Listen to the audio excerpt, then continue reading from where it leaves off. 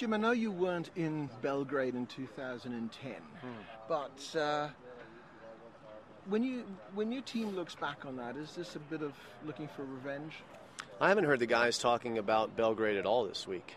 We're focused on being here, playing on this surface in these conditions, and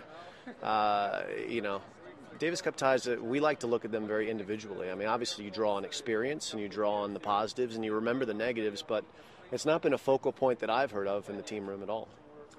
What are your thoughts on... Excuse me. You're cold? No. What are you... What are your thoughts on this weekend, the way the draw has worked out? Well, we knew it's going to be it's challenging, all 5 matches, and we're absolutely prepared to play as long as necessary to get this to go our way. And we're going to have to play well. There's no way around that. This is not a kind of tie that you can come in and have a so-so performance and escape with 3 wins. We'll have to be playing at maximum capacity. The guys have been practicing at maximum capacity, so hopefully it will translate into match day.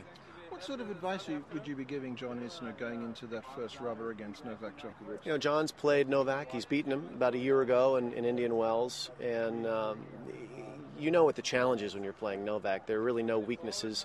You need to have weaponry to beat him. You don't see players without that take him down.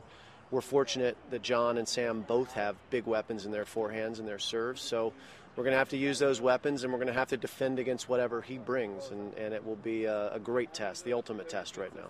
The conditions over here, obviously we know there's altitude, so it's going to speed up things on the court, and the hometown advantage is going to be a big factor. But overall, how do you think the team has meshed with the conditions? I think the team is loving the conditions. Everyone's very comfortable here. We got here early, as did the Serbian squad. So we're well acclimatized. We're ready for what the surface gives and takes. And I think the tie is going to be an exciting one. It'll be interesting to see how much of an impact the Serbian audience has, because I've seen around town, we've seen quite a few flying the Serbian colors and supporting their squad already here. But certainly we expect to have a pretty boisterous crowd. And Jim, I would think it's important for a competition like Davis Cup to be brought to cities like Boise and give them a taste of what this sport is all about.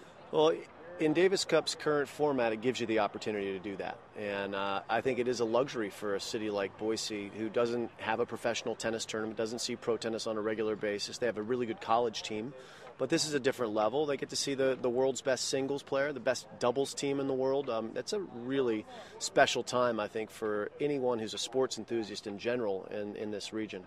The collar and tie coming out again? You'll have to wait and see. I might just go with some cutoffs. No, I'll be doing my normal stuff, Craig. Thanks, Jim. All right.